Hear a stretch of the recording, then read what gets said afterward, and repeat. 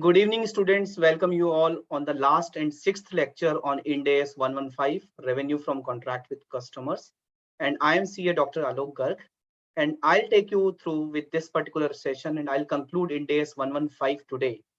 So students, in the last 5 lectures, we have discussed about what is revenue, what is contract, what is customers. So we have just discussed each and every nitty-gritty of this revenue from contract with the customer standard, and we have touched upon these 5-step model, and then we have deep dive into all these 5 steps in the last 5 classes. So we discussed that what is meant by identification of contract. The first step was identification of contract, right? The second step was performance obligation, that what are the performance obligation which needs to be satisfied in this particular standard. Then we have also talked about the transaction price, that what is the transaction price of the contract with the customer. Then we have discussed how to allocate this transaction price into the various performance obligation. And then we have discussed how to recognize a revenue. Is it a revenue over a period of time, or is it a revenue recognition at a point in time? So we have discussed all these 5 steps in detail. And please remember my helicopter view example, which I have taken in the first class, right? So I have taken an example which is helicopter view example on my Excel file. So you have to just recap, or you have to just see that particular example so that you will be able to understand this entire 5 step in a summarized manner. So students, today we are going to talk about, or today we are going to discuss about one of the very critical aspect of Ind AS 115. And when I say very critical aspect of Ind AS 115, so today I'm going to talk about service concession arrangement, right? What is meant by service concession arrangement, and how the revenue has to be recognized in case of service concession arrangement. So first of all, let us understand what is service concession arrangement.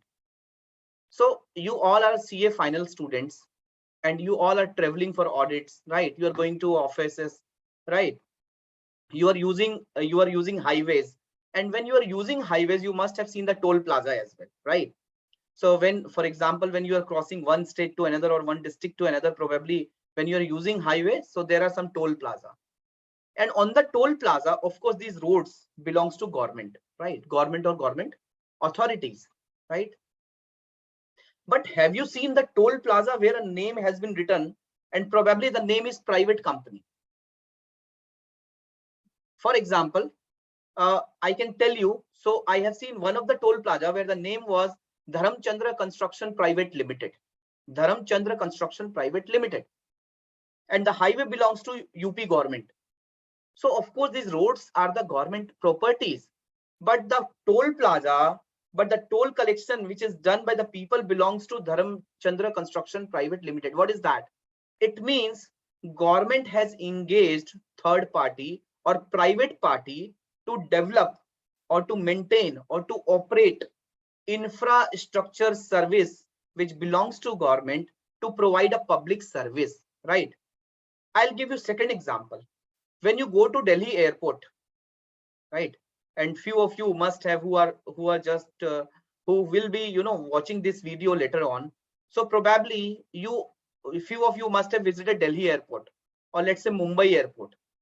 If you went to Delhi airport, you will find that a signboard or something which is written there that this airport is maintained by GMR Infra. GMR Infra is a private party and this airport belongs to government, right? It means a government property, a government infrastructure is maintained by a private party, right? Third example, when you went to Mumbai airport, you will find that it has been written that this Mumbai airport is maintained by Adani Enterprises Limited or Adani Limited. So Mumbai airport is a government property, it is a government infra, but it is maintained by a private party. So what is this? These kind of arrangement between government entity, I mean to say between the government and the private party, is known as a service concession arrangement. And I hope you guys have understood that what is service concession arrangement. So in service concession arrangement, there is a government or government entity, right? Or government parties. For example, National Highways Authority of India. What is it? Is it government? Answer is no. This is government entity, National Highways Authority of India. This is government authority, right? This is one of the government committee, right? So if National Highways Authority of India will award some contract to the third party, to the private entity, right?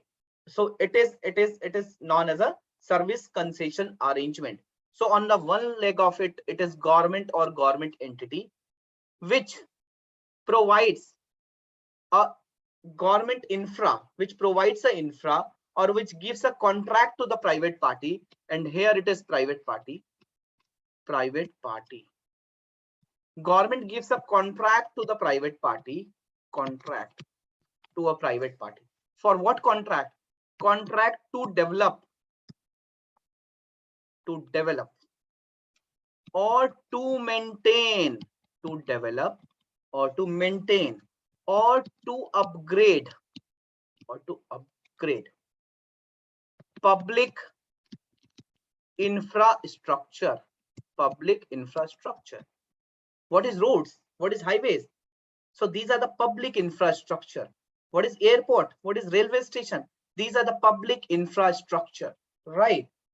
So government or government entity, when gives a contract to the private party to develop, to upgrade or to maintain the public infrastructure with the purpose of providing. What is the purpose?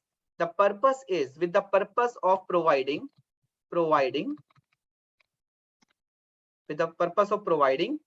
services to the public.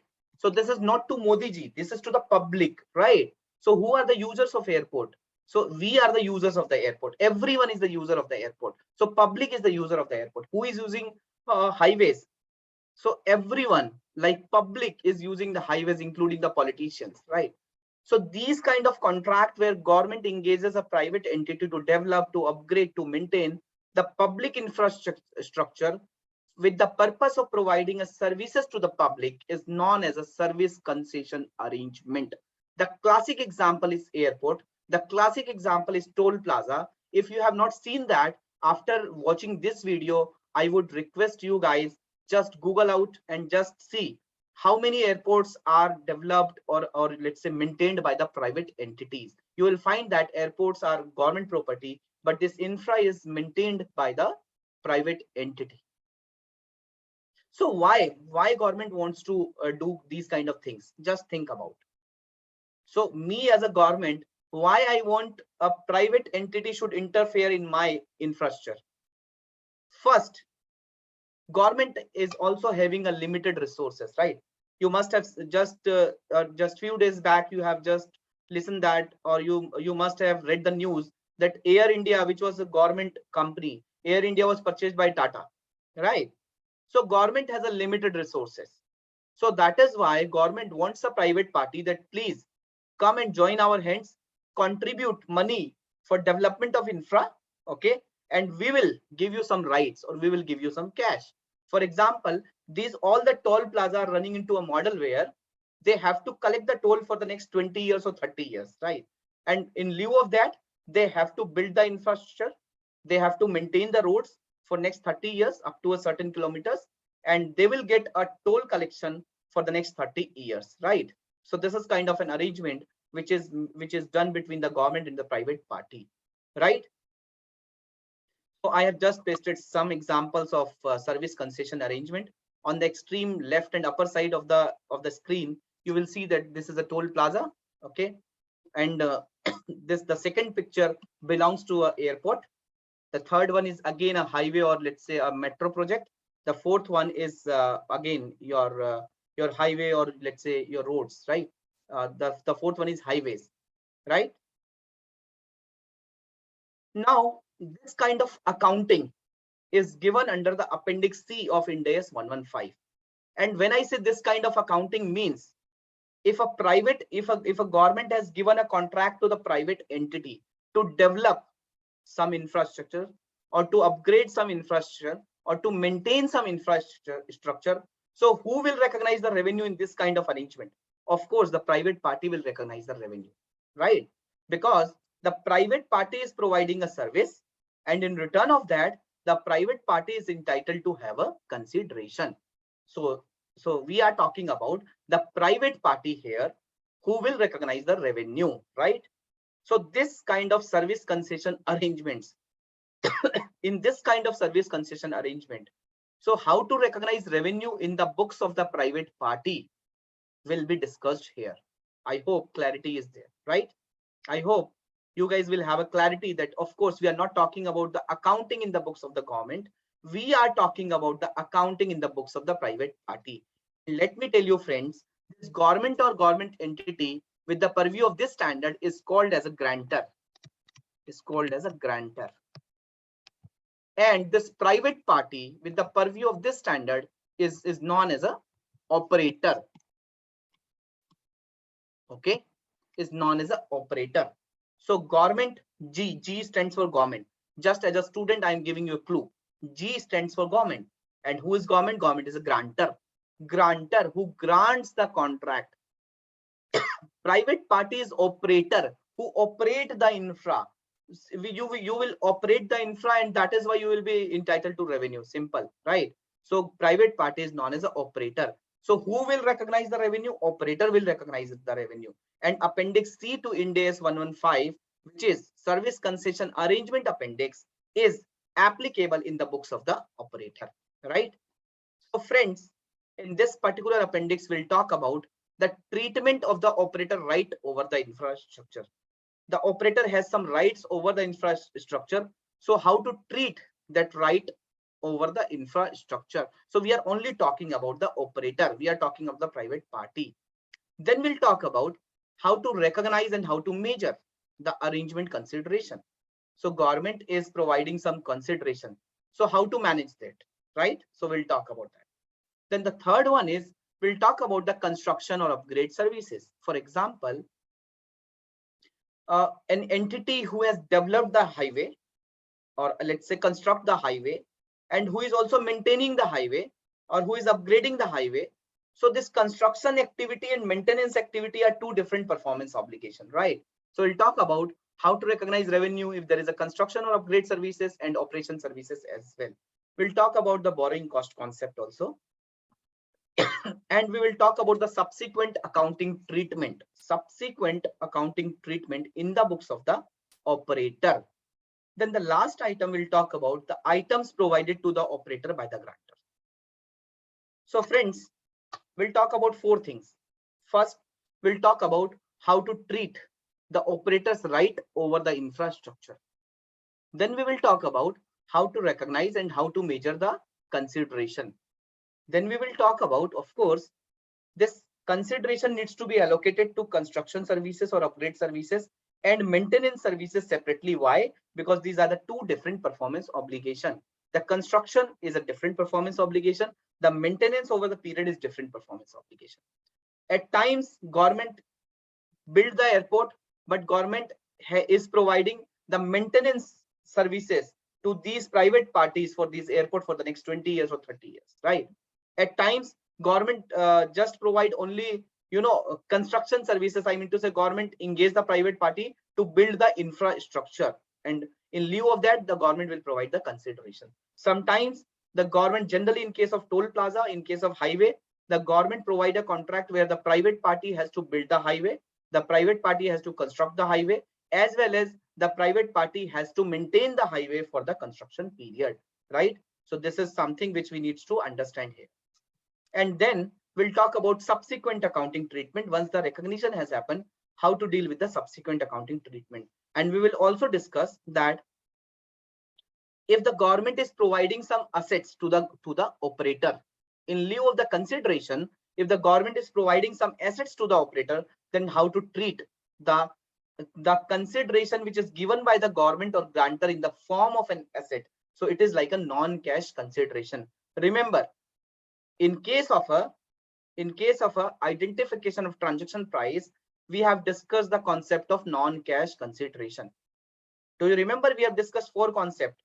First one was variable consideration, second one was significant financing component, third one was non-cash consideration, and the fourth one was consideration payable to customer, right? So here we are talking about if the government is providing some assets to the operator in lieu of the consideration, it is known as a non-cash consideration. This is non-cash consideration, right? Guys, as far as background is concerned, we have discussed this.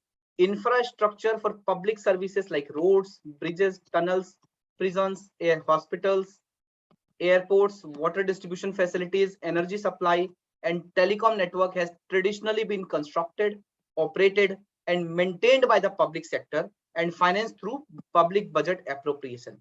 So what is the traditional way? The traditional way is government will infuse his money for building these kind of infrastructure. But government has also very limited resources. They have a deficit.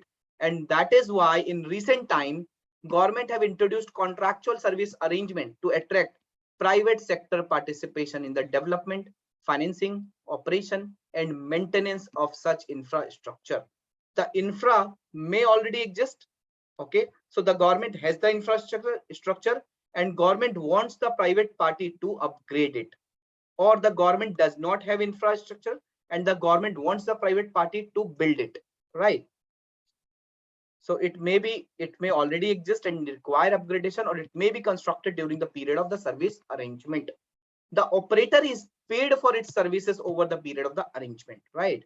The arrangement is governed by the contract, which set out the performance standard, that how this private entity has to work, right? Because because this is something where the infra has to be maintained or has to be built for the provision of public services, for the provision of services which is given to the public, and hence government is something who regulates the entire contract, that what should be the quality, what should be the performance standard, what should be the price mechanism. So it's not like that if a private entity is constructing a highway and they have a right to collect the toll, so it is not their wish, they want to just have a 1,000 rupees of toll, they cannot put this 1,000 rupees of toll, because in such kind of arrangement government regulates the price mechanism as well. And these arrangements are generally called as a boat or ROT model: build, own, operate, or transfer. Build, operate, and transfer, right? Or rehabilitate, operate, and transfer, or let's say public to private service concession arrangement. So these are the multiple names of these kind of models and arrangements, right? So what is a service concession arrangement? Let's quickly read the theory. Practically, I have explained you.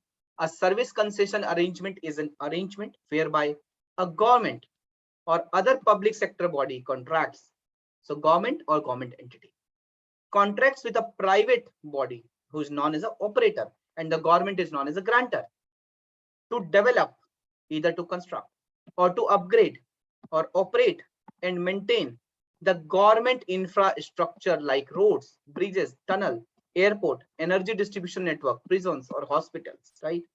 The grantor control, it is very important. The government control or regulate what services the operator will provide, what services the operator must provide, the private party must provide using the assets, to whom it provide, so to whom it provide, and at what price it will provide.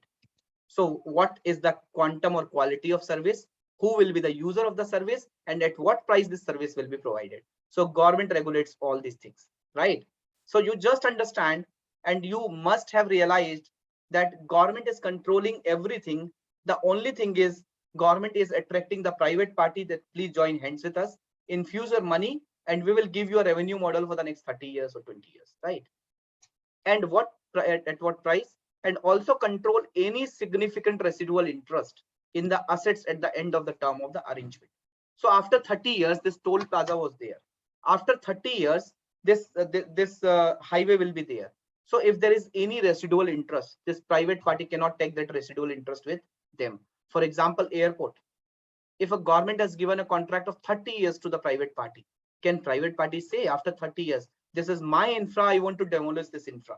Can it say that? Answer is no, because this is constructed for providing the services to the public, right? So hence government control these all things while operating this infra, and government also control and regulates that after expiry of the service concession period, you have to return me this infra in the serviceable condition. Okay, you cannot take this infra along with you, right? You cannot say that for maintenance of this highway, or let's say for maintenance of this airport, I have just put these kind of equipments and I am removing these kind of equipments. You cannot say that, right? So government is controlling everything.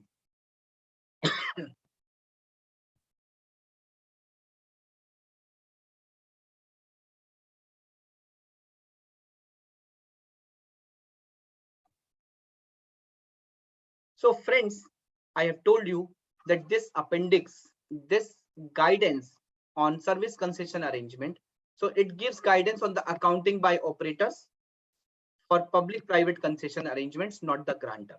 Okay, so this accounting is only applicable to the operator, not the grantors. Okay, this is not applicable to the grantors, right? It does not cover for private to private concession arrangement. For example, sir, if an entity, for example, Sahara has a city in Lonavala or in Pune, right? So like Lavasa is a private city, right? Lavasa, have you heard about Lavasa? So it is a private city. For example, if a billionaire will acquire an island, and billionaire will provide, or let's say a private party has acquired an island from the government, purchased an island from the government, and that private party gives a contract to another private party for, let's say, for construction of, or let's say for building roads and other facilities in that particular island.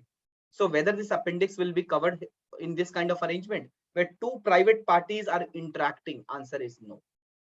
This appendix is only applicable when there is a public to private concession arrangement. This appendix is only applicable when there is a government to private arrangement, right? But sir, in that case, if there is a private to private arrangement, then what will happen? So standard says that in that case, this standard will not be applicable. But as per Ind AS 8, Ind AS 8 says that if the specific standard is not there, if the specific guidance is not there, then you can go to the similar guidance. So going by the Ind AS 8, so you can apply this standard. The operator may draw analogy from these principles as per Ind AS 8. So the operator can use Ind AS 8 for the accounting in this particular case, okay, where there is a private to private arrangement, but directly the standard is not applicable. This guidance is not applicable, right?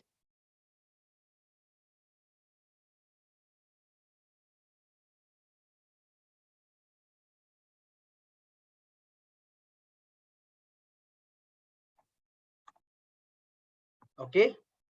So friends, it applies to public to private service concession arrangement, and standard, this appendix is only applicable to public to private service concession arrangement if the grantor control or regulates what services the operator must provide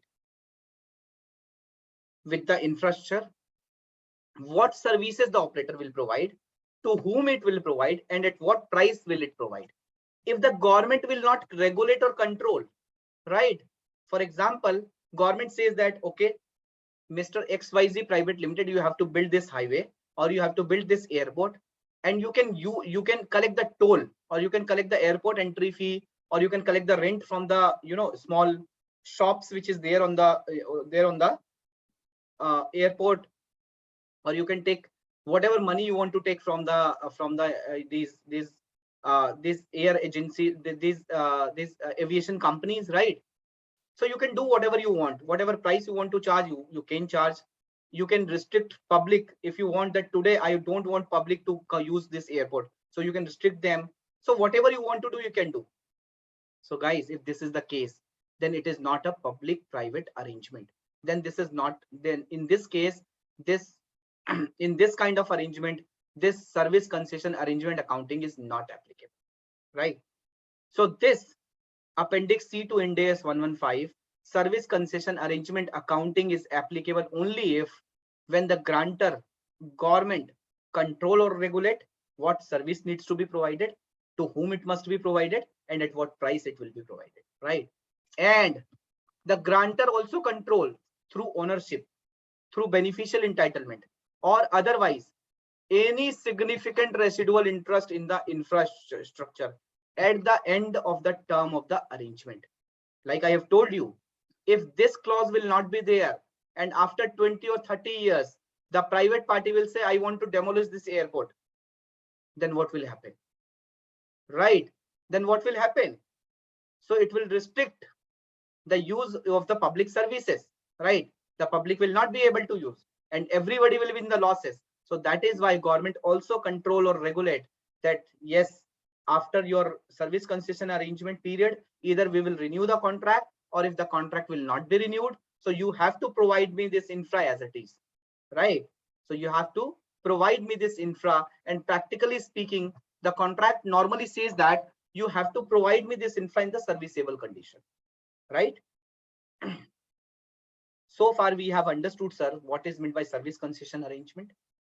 We have understood this service concession arrangement accounting is applicable in the books of the operator, who is a private party, because this party is providing the services. This party is providing or fulfilling the performance obligation. And we have also understood this appendix is only applicable if the government control or regulate what service needs to be provided, to whom it must be provided, and at what price it should be provided. And the government also controls the residual interest after expiry of the concession period in the infrastructure which is developed or maintained by the private party, right? Now, treatment of the operator's right over the infrastructure. So friends, I am a XYZ private limited, right? So I am a XYZ, sorry. I am XYZ private limited. I got a contract to build 100 kilometers of road, of highway. I need to construct 100 kilometers of highway, right? Now the question arises. I have constructed 100 kilometers of highway. So now whether this highway is my property? Can I say that, yes, this highway is my property, plant and equipment? Can I say this? Answer is no. The government has given you infrastructure, right? Or let's say the government has given you 100 kilometers of the road, and government has told you that these roads have so many potholes, right? So you need to just fill these potholes, and you need to make this road a smooth road, right? And you have to put some traffic lights in between the roads, right? And you have to put some path, like zebra crossing, like let's say you need to put some greeneries which is just in between the road, or let's say adjacent to the road, right? So this infrastructure belongs to government, not belongs to you. Government is only providing you the right to access the infra. Government is not providing you to the right to control the use of the infra, right? So government is only providing the right to access. Government is giving you a right to access. Government is not giving you the right to control the use of that infra, right? So infrastructure shall not be recognized as property, plant and equipment of the operator, because the contractual service arrangement does not provide the right to control the use of the infra to the operator. It only provides the right to access the infra. Why? To provide the public service on behalf of the government as per the terms of the contract, right? I hope it is clear to everyone. So whatever rights which is there to the operator on the infrastructure, that infrastructure is not recognized as a property, plant and equipment in the books of the operator, right? I hope it is clear to everyone, right? Sir, in that case, if the entity is spending some money, then how this entity will recognize the cost, and how the entity will recognize the revenue? So we'll discuss about that, right? Now, see, there are two entities. One is government and the another one is a private party. So first of all, we'll take an example of toll plaza, right? So let's say a Delhi government has entered into a contract with XYZ Private Limited and said that, Mr. XYZ Private Limited, you need to construct this 50 kilometers highway, like you have heard about the signature bridge. You have heard about the signature bridge, which is there in the which is constructed in Delhi near Wazirabad, right? So government has given a contract to develop 50 kilometers of road or 50 kilometers of highway to a private party, right? Now government has given this contract for the next 20 years, and government told you need to construct this 50 kilometers of highway, and I'm just giving you this particular area, and I'm providing you access to build the infra, right? So first you need to construct the roads. So for example, the construction of road for 50 kilometers will take around 1 year, right? After construction, government has also given a right to, the government has also given them, this private party, to maintain that road, okay, to maintain that highway. So government has given two things. One, government wants them to construct the highway. Second, government wants them to maintain the highway. So in this particular case, if you see here, there are two performance obligations. One is construction performance obligation. I mean to say construction service. Or for example, the highway was there, only upgrade is required. I mean to say only some kind of upgrade or renovation is required. So in that case, this upgrade service, construction service or upgrade service, that is one performance obligation. What is the second performance obligation? The second performance obligation, once the construction is completed, once the upgrade is completed, and this highway is getting used, right? After that, maintenance service will start, right?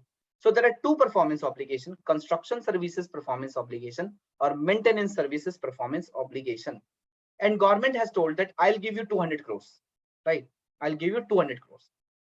Now, this 200 crores has to be allocated between the fair value of construction services and fair value of the maintenance services. Fair value of the construction services and fair value of the maintenance services, right? Clear? And fair value of the maintenance services. Sir, for example, the fair value of the construction services is let's say 180 crores. And the fair value of the maintenance services is 70 crores. The total comes out at 250 crores. Have you understood? For example, the construction service and maintenance service, right? The fair value of the construction service is, let's say, 180 crores. The fair value of the maintenance service is, let's say, 70 crores. So 180 crores and 70 crores. What is the total? The total is 250 crores. But the consideration is 200 crores only. The transaction price is 200 crores, right? So this 200 crore has to be allocated in the ratio of 18:7, right? In the ratio of 18:7, which is 200 multiplied by 180 divided by 250, right? 200 multiplied by 70 divided by 250. This will give you the allocated transaction price of construction service and maintenance service. I hope this is clear to everyone. This is as simple as that, what we have already read and already understood in Ind AS 115, revenue from contract with customers, that how to allocate the transaction price into the multiple performance obligation, right? So first of all, we have understood that if a company is getting, operator is getting a construction and upgrade services as well as maintenance services, so the consideration has to be allocated into the various performance obligation on the basis of the fair value, right? On the basis of the fair value. Okay. So on the basis of their standalone selling price, right? So friends, the operator of a service concession arrangement, the operator, the private party will recognize and measure the revenue in accordance with Ind AS 115, allocation of transaction price. Okay. So identification of transaction price for the services it performs depending on the terms of the arrangement, right? The nature of the consideration determine its subsequent accounting treatment. What does it mean? What does it mean? So friends, we have understood that, sir, as an operator, whatever performance obligation will be there, we have to allocate the transaction price into the performance obligation and we have to recognize the revenue. Once construction service will complete, we have to recognize revenue for construction services. Once maintenance services will complete, for example, 18-year maintenance services are there. So we have to recognize the revenue for maintenance services over the period of time, right? over the period of time. So you are already well versed with the concept of at a point in time or over a period of time. Understood? So my dear friends, if I talk about consideration received or receivable, consideration received or receivable, right?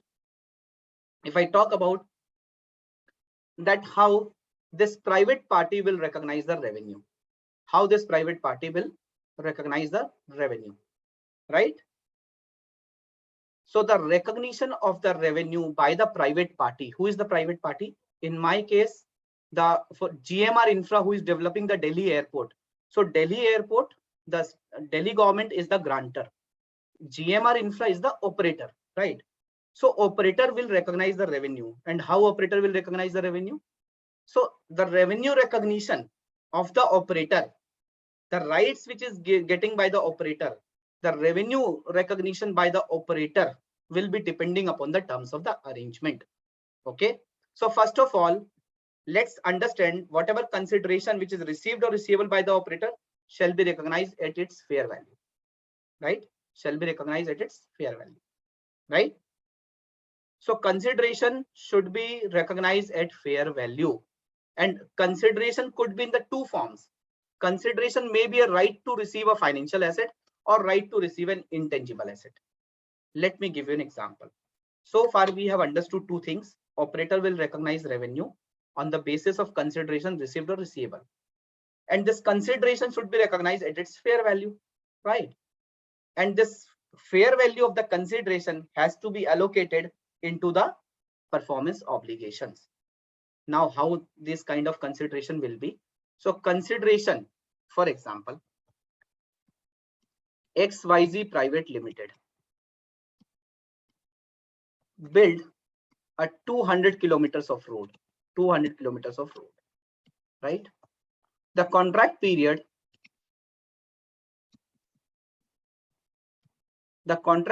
is equal to 20 years, right? Now government has said that Mr. XYZ Private Limited, we will give you 300 crores over the 20 years period. We will give you 300 crores. So the first situation, number one, fixed consideration of 300 crores. So government has entered into a contract in the service concession arrangement. Government has entered into a contract, and government has said that we will give you 300 crores over a period of 20 years. So what does it mean? It means the government is committing a fixed consideration. So there is a unconditional right to receive cash by this XYZ Private Limited. Since there is a contractual, so in this case, XYZ Private Limited will have a contractual right to receive cash. Contractual right to receive cash. And whenever there is a contractual right to receive cash, then what is that? That is known as a financial asset, right? So guys, just understand. Today I am entering into a contract with the government, right, as an operator. And government is saying, I'll give you 300 crores at the end of 10 years, at the end of 15 years, at the end of 20 years, or over the period of 20 years, right? And from today, I'm giving my performance obligation. I'm fulfilling my performance obligation from today, right?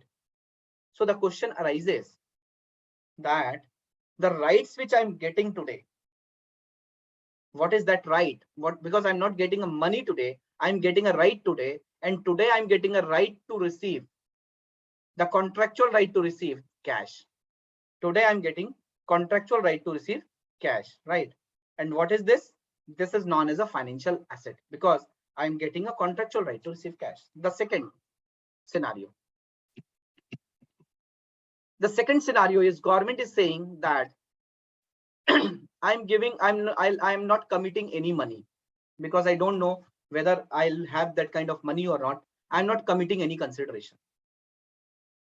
So, but I am giving you a right that whatever toll collection will be there in the next 20 years, you will receive all the toll consideration. So whatever consideration from toll collection will be there, you will get all the toll collection, right? So the second one is is like a variable consideration. Sir, if no one will use the toll, then if the COVID will come and government has just put the lockdown, national lockdown, and there will be no any movement of the cars, then what will happen? Then there will not be any revenue. There will not be any toll revenue. So in that case, there will not be any toll collection. Okay. So in that case, this XYZ Private Limited will not have any money. So it is their risk. So it means it is like a variable consideration, which is depending on the future event, which is depending on the future outcome. So in the first instance, government was giving a contractual right to pay, contractual right to receive cash, fixed cash. In the second example, the government is giving a right. And by giving this right, probably XYZ Private Limited may have less than 300 crores or may have more than 300 crores, right? So in the second example, they are not getting a contractual right to receive cash. They are getting a right to collect toll, right to collect toll. So in this example, they are getting a right. They are getting a license to collect toll. So when I'm saying they are getting a right to collect toll, so it means this model is an intangible asset model. This is an intangible asset model. And when I say that the government is giving a fixed cash, committing a fixed cash, this model is financial asset model. This model is known as a financial asset model. I hope you guys have understood this concept, right? I hope this concept you guys have understood. Is it clear to everyone, guys? Is it clear to everyone? Right. So this model is known as a financial asset model, or this model is known as a just a minute. My screen is visible. I hope my screen is visible. Yeah. And so consideration may be given as a right to financial asset or as a right to intangible asset, right? Is it clear? So just read this theory. I have already explained that. Just think about when there is a fixed cash, fixed commitment, and the second one is there is no commitment, but there is a right which is given for the collection. So what is a financial asset? The operator recognizing a financial asset. Operator means private party. To the extent that it has an unconditional contractual right to receive cash or another financial asset from or at the direction of the grantor for the construction services, right? So if the operator is having an unconditional contractual right to receive cash, unconditional contractual right to receive cash, right? Or another financial asset, probably government is saying that I'll issue a equity worth rupees 500 crores. So of course, it is another kind of financial asset, but the amount is fixed, right? Or at the direction of the grantor for the construction services. The operator has an unconditional right to receive cash if the grantor contractually guaranteed to pay the operator. Okay, it could be a fixed amount. It could be a fixed amount. I mean to say determinable amounts. Or government said, listen, Mr. XYZ Private Limited, I'll give you 300 crores, right? But do you think that in the toll plaza example, the people of or the employee of XYZ Private Limited will collect the toll? So do you think they will remit the money to the government and the government will remit the money to the operator? So probably government will say, do one thing, collect the toll. Okay. For example, you will collect the toll for 250 crores. In that case, whatever shortfall is there, I will give you the shortfall. Okay. So the differential amount I'll give you. So I'll give you 50 crores.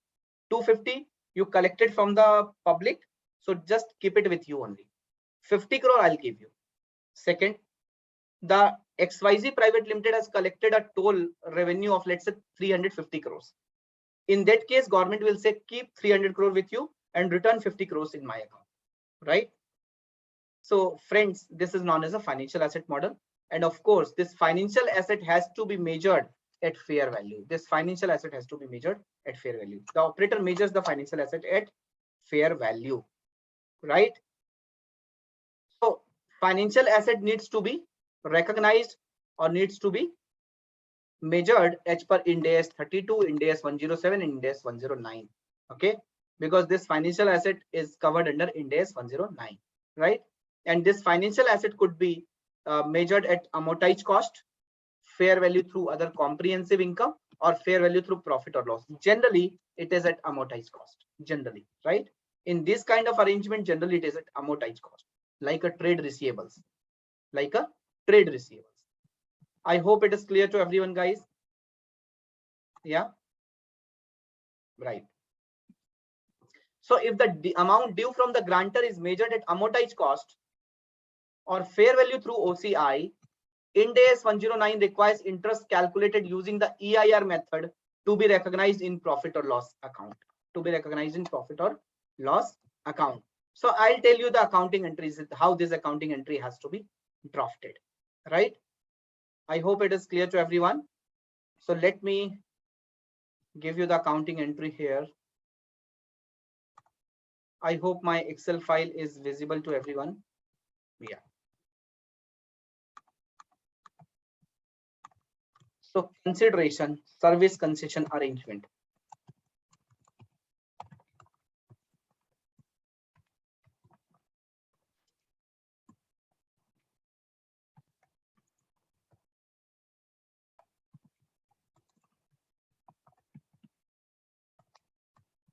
Right?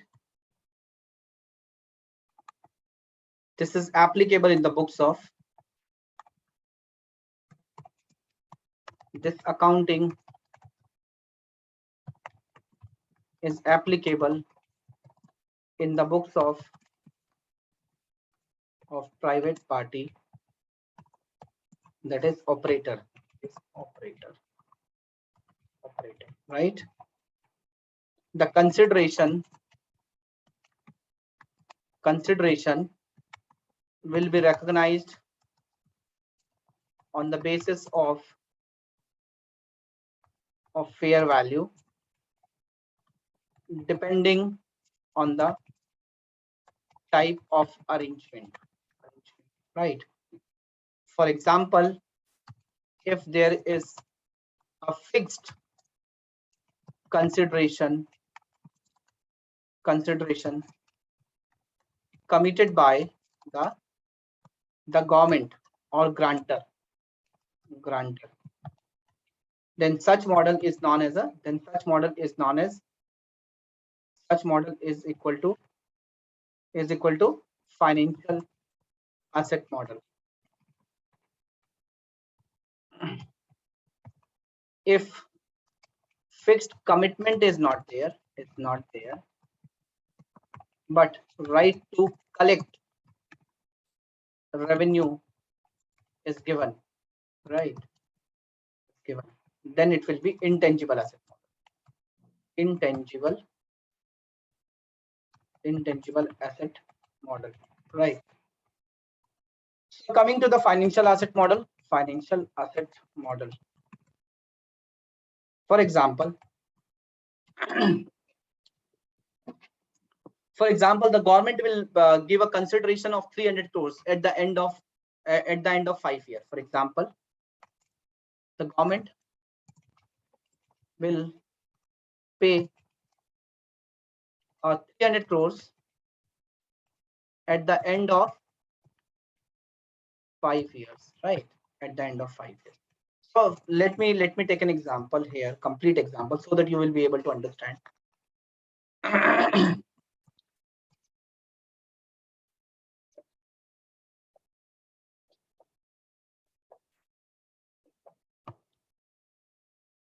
Example,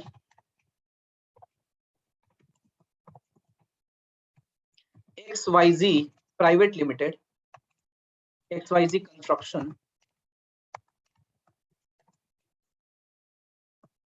Private Limited has constructed a toll plaza, has constructed a highway located in Bandra, Pune,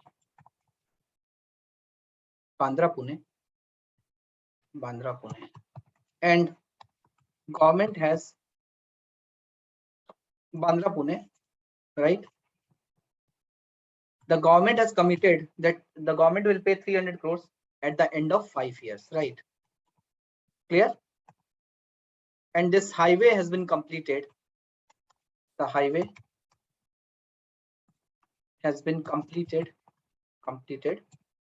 in 2 years.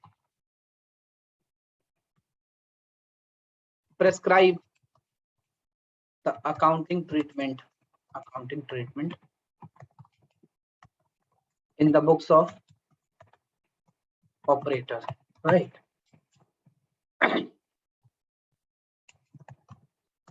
The cost of construction is, let's say the cost of construction is 150 crores. Right? Now, what is the accounting entry? First of all, the cost of construction is 150 crores. No, what is the accounting entry? In this particular case, first of all, you have to expense of this particular amount. So what is the accounting entry? The accounting entry is construction expense account debit, construction expense account debit.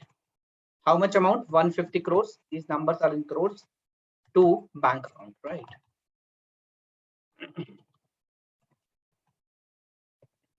This is 150 crores, right? What is the second one? And so government will pay 300 crores at the end of the 5 years, and the cost of the construction is 150 crores. So friends, first of all, you have to just calculate the NPV of this 300 crores. For example, you have to recognize revenue at the beginning of the year, or let's say the government will pay after completion of 2 years. So when this house will get constructed, when this highway will get constructed, the government will pay after 5 years, right? So it means the government will pay 300 crores at the end of 5 years from the construction, from the construction completed date. So it means at the end of construction. At the end of the construction. So how this revenue will be recognized? First of all, for example, the discount rate is, the discount rate which will be given in the question always, the discount rate is 10%. Right? So dear friends, at the end of the construction, first of all, calculate the present value of 300 crores. 300 divided by 1 plus 10% to the power 5. It is coming out at 186 crores, right? 186 crores. So friends, since the government has given a contractual right to receive cash, hence this will be a financial asset model, right? What is the accounting entry? This expense accounting entry was pretty simple, right? This expense accounting entry. Now what is the revenue accounting entry? Because of course the performance obligation has been completed, so you have to recognize revenue. Revenue is not dependent on the money received, right? So you have to, how you will recognize revenue? Receivable from grantor account debit. What is this? This is financial asset, right? To revenue credit, right? Receivables from grantor account debit to revenue. By how much amount? 186 crore, my dear friends. 186 crores. Just let me put here, right? So what is this? This is a financial asset. This is financial asset. Of course, trade receivable is a financial asset. So friends, see, out of 300 crores, just remember, have you, while discussing the transaction price, have you understood, or have you just read the concept of significant financing component? If there is a more than 1 year period when you are completing your work, when you are satisfying a performance obligation and you are getting the money, if the time period is more than 1 year, in this case there must be a significant financing component. So please remember, this 300 crore revenue is not related to construction services only. This 300 crore revenue has two parts. One, for the construction services. Second, for the for the interest revenue. Okay, then what is the accounting in the, so this is at the end of the construction. So 1 year after construction, what is the accounting 1 year after construction? What is accounting? So my dear friends, let's put this chart here. On the 0 period, we are recognizing 186, right? We are recognizing 186, right? So 1, 2, 3, 4, 5. Just put a table here, right? So this is my opening balance. This is my interest. This is my payment, and this is my closing balance, right? So let's put here. So just keep it simple. 1, 2, 3, 4, 5, 6. Opening balance was 186. What is the interest rate? Interest at the rate of 10%, right? Interest at the rate of 10%. At 10%. I'm just keeping this chart here. So this multiplied by 10% is 0 payment. The closing balance is this plus this minus payment, right? This will be my second year opening balance. This will be my interest. There is 0 payment. This will be my closing balance. This is my opening balance. This is my interest. Okay. This is my closing balance. This is my opening balance. This is my interest revenue. This is my payment. This is my closing balance. This is my opening balance at the end of the 5th year. This is my interest, and I'll receive 300 from the government. Okay, I'll receive 300 from the government, and this will become 0. I hope you guys have understood this entire payment schedule, right? I hope you guys have understood this payment schedule. So what will be the accounting entry? What will the accounting entry? The accounting entry will be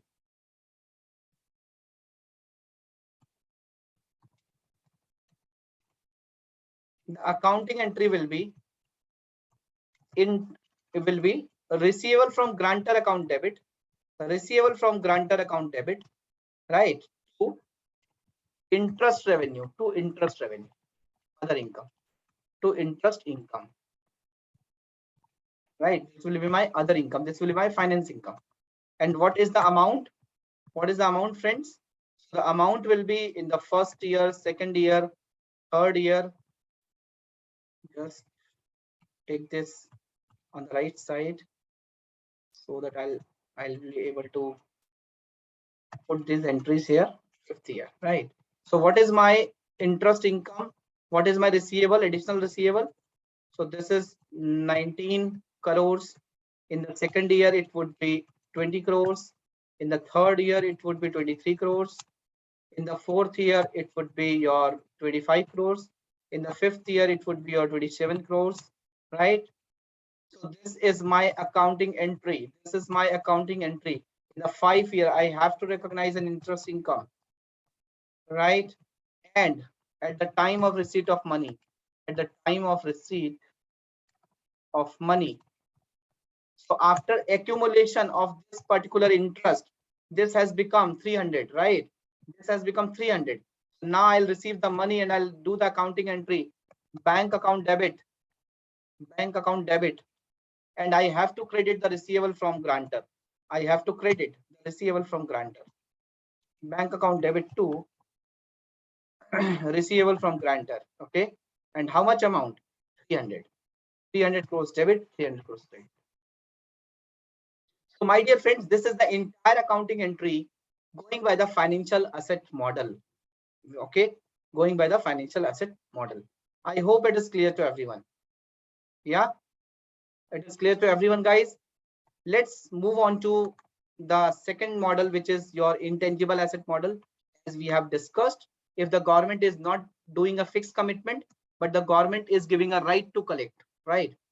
Be it higher or lower, I don't know, but of course, if the government is giving a right to collect, so this will be kind of an intangible asset model. The operator recognizes an intangible asset to the extent that it receives a right to charge user of the public service. A right to charge users of the public service is not an unconditional right to receive cash, because the amounts are contingent on the extent that the public uses the service. If there is a national lockdown, no one will use the service, and the operator will not have the revenue, right? So here the grantor is giving a right only. The operator measures the intangible asset at fair value. Again, this intangible asset has to be measured at fair value, and the revenue has to be recognized at fair value, right? Intangible assets are subsequently dealt as per Ind AS 38. So subsequently, it has to be recorded as per Ind AS 38. Okay, clear? So friends, now coming under the intangible asset model, first of all, how this intangible asset in the intangible asset model, how this intangible asset has to be, created. How this intangible asset has to be created? Of course, it has to be created at fair value, right? So you have to debit intangible asset and you have to credit revenue. You have to debit intangible asset, you have to credit revenue. Clear? And what about the cost which have been incurred? What about the cost which have been incurred during the period? So that cost which have been incurred has to be debited to the P&L. So let me show you the accounting entry here again so that you will have a better understanding. So guys, now let's move to second example, intangible asset model, right?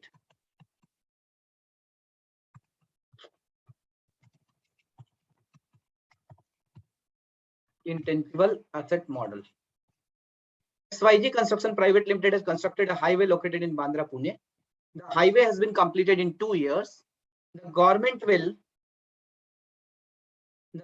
has, just I'm changing the example.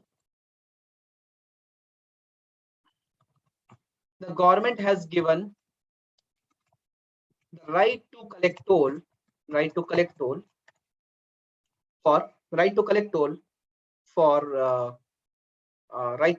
for let's say next 15 years. The cost of construction is 150 crores, right? The cost of consideration is 150 crores, and as per expectation of the entity, the fair value of this right is rupees 200 crores, right? 200 crores. So the government has given a right to collect toll, and the entity is estimating that yes, this right is, of course, going by the cash flow method. The entity has got the valuation done for this right, and the entity has estimated yes, the value of this license is 200 crores, right? So first of all, what is the accounting entry at that for this expenses? What is the accounting entry for expenses? The accounting entry will be construction expense account debit, which is P&L to bank account, right? What is the accounting entry at the time of construction? What is the accounting entry at the time of construction? At the end of construction, what is the accounting entry? Simple. Intangible asset account debit. Asset account debit. Like in the earlier example, we have debited financial asset to revenue. Okay. So what is the amount? The fair value of the intangible asset is 200 crores. So revenue has to be recognized for 200 crores. Right. And for next 15 years,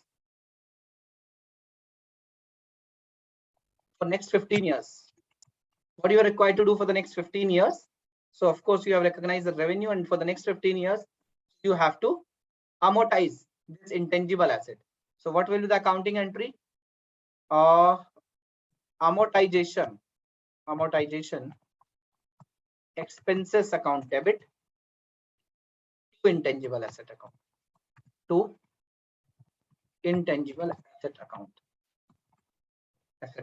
right? Credit 200 crores. Okay. So this intangible asset will be amortized, and coming to the revenue, you have credited the revenue, but you have not received the money. Whenever you get the money, what accounting entry will pass? Whenever you get the money, what accounting entry will pass? What accounting entry will pass? So you have recognized the construction revenue, right? So you have recognized the construction expenses and you have also recognized the construction revenue. So whenever the money which you will receive bank account debit to, so you will debit the bank account. What will you credit? You will debit the bank account. What will you will credit? You will credit the revenue, right? Bank account debit to revenue. So whatever you will receive, so you will debit the bank account and you will credit the revenue. So just think about this. In the initial year, you have debited the cost of construction. For that, you have got the revenue. So you have recognized the revenue and you have booked the cost. So you got the 50 crores margin. But in the next 20 years, so whatever revenue you have recognized here in the form of intangible asset, you're also taking a hit in the P&L, right? You're also taking a hit in the P&L. So what hit you are taking in the P&L? In the form of amortization expenses for next 15 years. So of course, for next 15 years, whatever money you will receive, you will do bank account debit, which is actual collection, bank account debit to revenue, and this will be credited as revenue, right? I hope it is clear to everyone. So don't know how much is this amount. So for next 15 years, for example, the actual collection, let's take an example. For example, the actual collection is 180 crores. So here in the 15 years, it will be bank will be debited by 180 and it will be credited by 180. Okay. So if you will see the P&L impact of this particular model in the entire 15 or 20 years of journey, what is the P&L impact here? What is the P&L impact? So P&L impact is construction revenue. Right? What is my construction revenue? 400 crores. Recurring revenue. What is my recurring revenue? I have assumed here it has 180 crores, right? So this is my revenue. My total revenue is, what is my total revenue, guys? My total revenue is 380 crores. My cost, my construction expense. What is my construction expense? 150 crores. My amortization expense.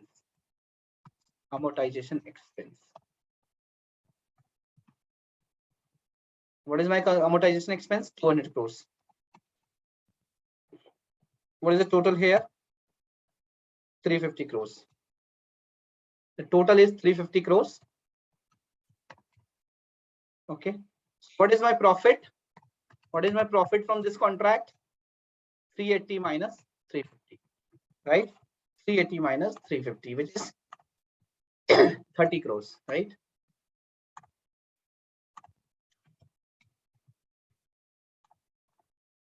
With the help of these two examples, you will be able to understand what this model is all about, right? What this model is all about. So this is P&L impact over the entire concession period. What is concession period? I mean to say a period over which this agreement has been made. Okay, so this is my entire P&L impact. I hope this is clear to everyone now. Yeah. Yeah. So friends, let's move back to my PowerPoint presentation. So now I'll discuss the items provided by the grantor to the operator. So if the government has given some item to the operator. So far we were talking about the government is giving a cash. For example, the government will not give a cash. The government will say that, okay, so for surveillance, since I am, so the grantor is saying the operator, a private party, that Mr. Private Party, since you are, you have constructed this highway and you are also maintaining this highway. So I am just giving you some surveillance vehicles, right? So these are my vehicles and these are special vehicles which I have purchased from Germany. and each vehicle cost around 20 lakhs rupees, and I am giving you 5 vehicles, 1 crore rupees, right? So I am giving you these 5 vehicles. I'm giving you these 5 vehicles as free of cost, and you can take these vehicles. Okay. So I'll not demand these vehicles back to us. So what does it mean? It means government is giving some non-cash consideration. So the private party in such kind of arrangement don't get confused. Being a CA final student, probably you will think of, okay, government is giving these vehicles free of cost. It means this is a government grant. This will not be a government grant, guys. Please think of why government is giving these vehicles to me, because I have entered into a contract with the government, right? And that is why the government is giving me some non-cash consideration. And remember, what is the accounting of non-cash consideration?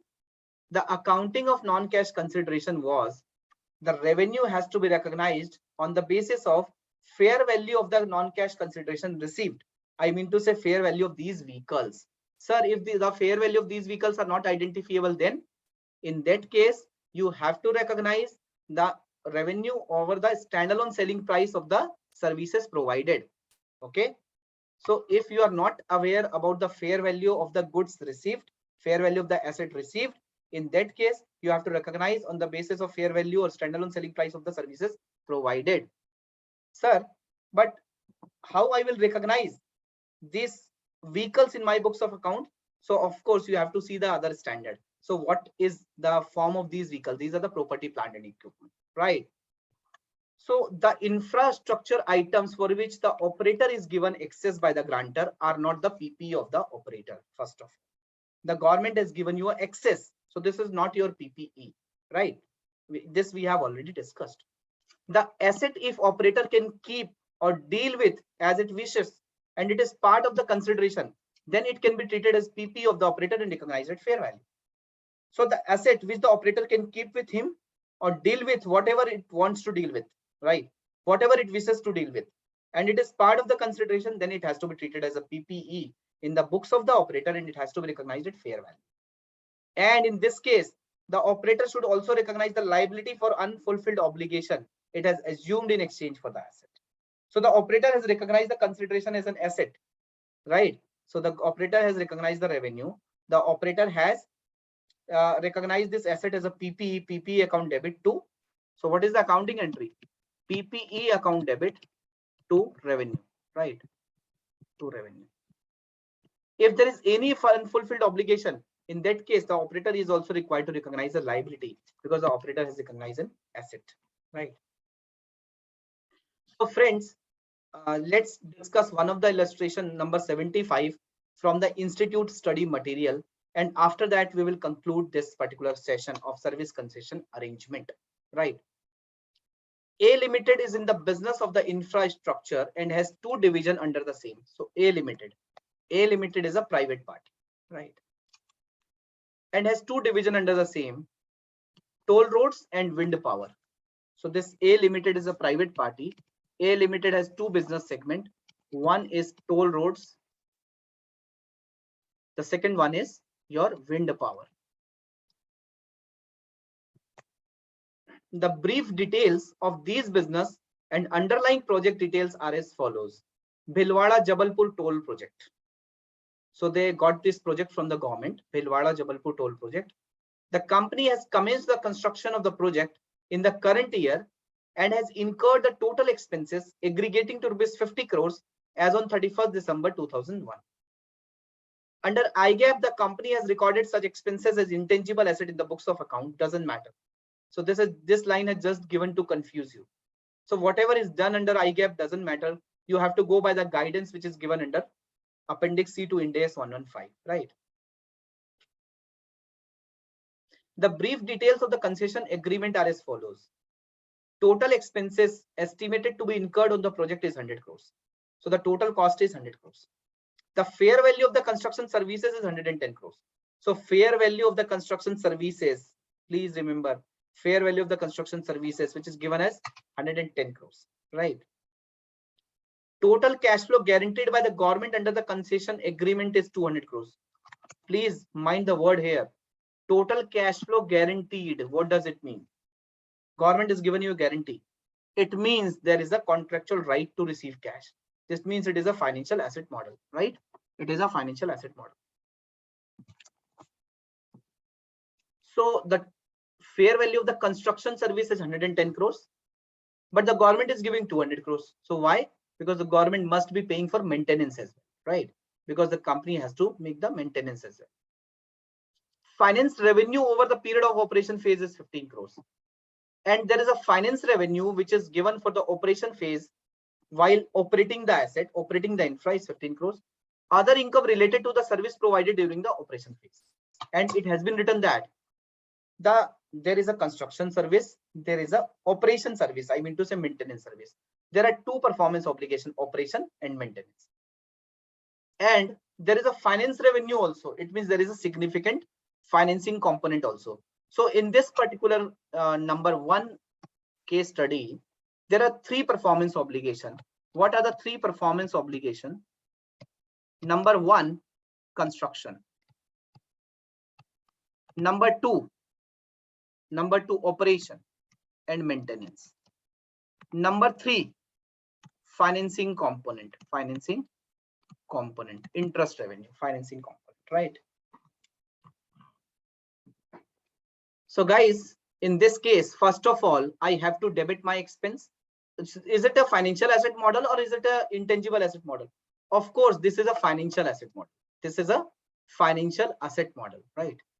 What is the accounting entry in this particular case? First of all, recognize the expense. Cost of construction expense account debit to bank account, 100 crores. Remember, in my Excel file, what I have done, construction expenses account debit to bank account, right? 100 crores. Okay.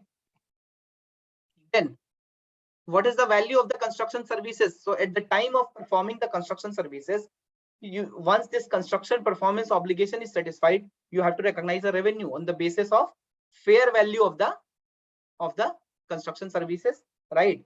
And you have to recognize a financial asset because it is guaranteed.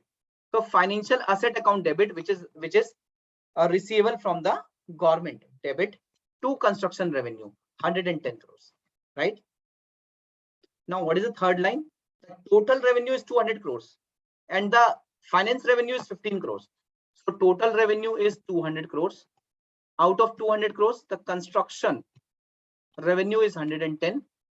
The interest part is 15. It means the remaining will belong to operation, right? Operation. So how much is that? 75 crores. So the third entry will be financial asset account debit to interest revenue. 15 crores. Fourth entry will be financial asset to revenue. And what is that revenue? See, this revenue belongs to construction. See, this revenue belongs to interest. This revenue belongs to operation. So these are the three performance obligations, right? Right. So we have recognized this revenue, and the last entry is bank account debit to financial asset. This financial asset will knock off. Clear? I hope it is clear to everyone. The first aspect is clear to everyone. The second aspect, Kolhapur-Nagpur Expressway. The company has also entered into another concession agreement with Government of Maharashtra in the current year, right? So the second agreement is Kolhapur-Nagpur Expressway, and this is with the Government of Maharashtra. The construction cost for the said project will be 110 crores. So what is the construction cost? 110 crores. What is the accounting entry? Construction expense account debit to bank account, or to vendor account, vendor to bank account, whatever it will be. The fair value of such construction cost is approximately rupees 200 crores. What is the fair value of this? I mean to say, what is the fair value of this particular revenue, construction revenue? What is the fair value of construction service? 200 crores. So what is the next accounting entry? Let's read this, because the next accounting entry will be dependent on whether it will be financial asset to revenue or it will be intangible asset to revenue. So let's complete this question. The said concession agreement is toll-based project, and the company needs to collect the toll from the user of the expressway. The government guarantee is not there. The company needs to collect the toll from the user, right? Under IGAP, UK Limited has recorded the expenses incurred on the said project as an intangible asset. Again, doesn't matter, right? and this UK is not right. This should be the A limited. This should be A limited, right? So doesn't matter whatever was there in IGAP, but going by the guidance in Appendix C to Ind AS 115, there is a right to collect toll is given, and hence it is an intangible asset model. So the second entry will be intangible asset account debit to revenue account. So at the time of construction phase, so this two entry will be construction phase entry. Construction. This is expense entry, construction expense debit to bank. This is income entry, intangible asset account debit to revenue, 200 crores, right? What will be the next entry? The next entry would be amortization. Over the period, amortization account debit to intangible asset account, right? And whenever you will receive the actual money, so bank account debit to revenue account. Bank account debit to revenue account. Same accounting entry which we have discussed here, my dear friends.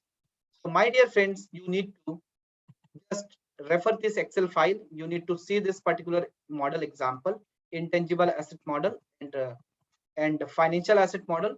This is all about service concession arrangement. Okay, you just need to refer these two models in this particular example of Excel file, and you will have a better and enough understanding on this aspect, right? I hope it is clear to everyone, guys. Clear? So friends, the lengthy question will not be there in the ICA final examination from this aspect. Otherwise, it will be a time consuming task. But of course, you should be well versed with the concept. And if the data point is there, you have to form a journal entries, right? So let me take you on the institute study material as well, because in the institute study material, a very good flowchart is given, and I want to just show that kind of that flowchart to all of you. Very good flowchart. I'll tell this, and this flowchart is an entire summary of this standard, entire summary of this particular guidance, right? Not standard. So accounting framework for public to private private service arrangements. First of all, does the grantor control or regulate what service needs to be provided, to whom it has to be provided, and at what price it has to be provided? If the answer is no, then it is outside the purview of Ind AS 115, Appendix C to Ind AS 115, right? I have told you. If it is yes, then you need to see whether the grantor or the government has a residual interest in the infra.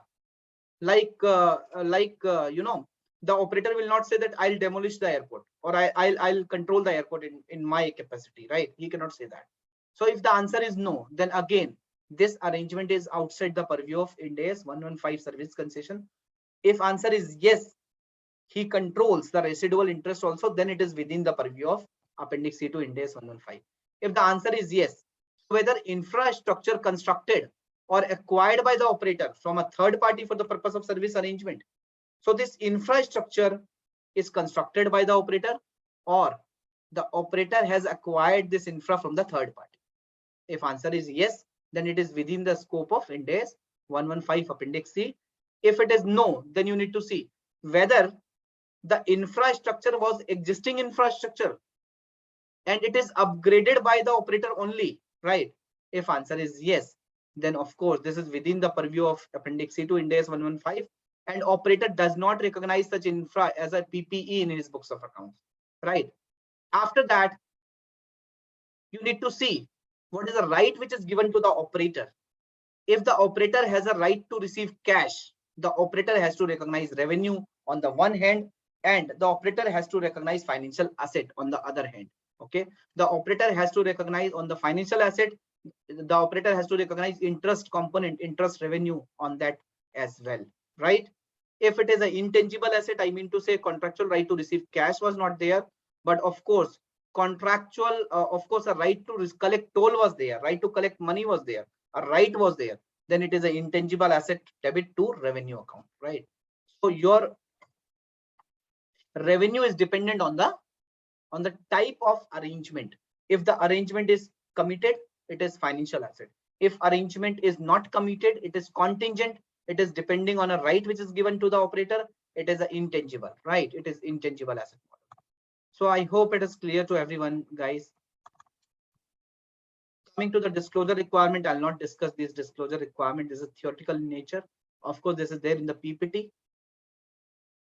Let's quickly discuss these two examples. Sorry, these two MCQs. Appendix A to Ind AS 115 is applicable for accounting of service concession arrangements in the books of A, grantor, B, operator, C, both grantor and operator, D, neither A nor B. So guys, it is not Appendix A, it is Appendix C. So Appendix C to Ind AS 115 is applicable for accounting of service concession arrangement in the books of private party who is operator, right? B is the right answer. So answer is B. As per guidance given by the Appendix C to Ind AS 115, the infrastructure assets for which the right to access has been given by the grantor to the operator shall not be recognized as what in the books of the operator, shall not be recognized as PP, financial asset, intangible asset. So friends, financial asset, intangible asset has to be recognized because it is depending on the collection model, right? So this shall not be recognized as property, plant and equipment, right? As a PPE. So what is the right answer? Right answer is 1. Okay, so this is the right answer. So friends, we have completed service concession arrangement accounting, a very critical and new kind of accounting which is given by Ind AS. And of course, in IFRS, there is a IFRIC. When I say IFRIC, International Financial Reporting Interpretation Committee's Interpretation 12, which talks about the guidance on service concession arrangement, how to recognize revenue in case of service concession arrangements, right? So friends, with this, I have completed this service concession arrangement accounting guidance. And thank you so much. With this, friends, we have completed Ind AS 115 and we have completed multiple parts of Ind AS 115 in these 6 classes, including 5-step model and service concession arrangement. So wish you all the best. And this is a most important standard from the scoring perspective as well. So I would request each one of you from the perspective of examination as well as from the real life perspective where you need to do accounting, where you need to do the auditing, and where you have to just stand in the interviews. So this standard is very important. Thank you so much, guys. Stay healthy, stay happy. Thank you so much.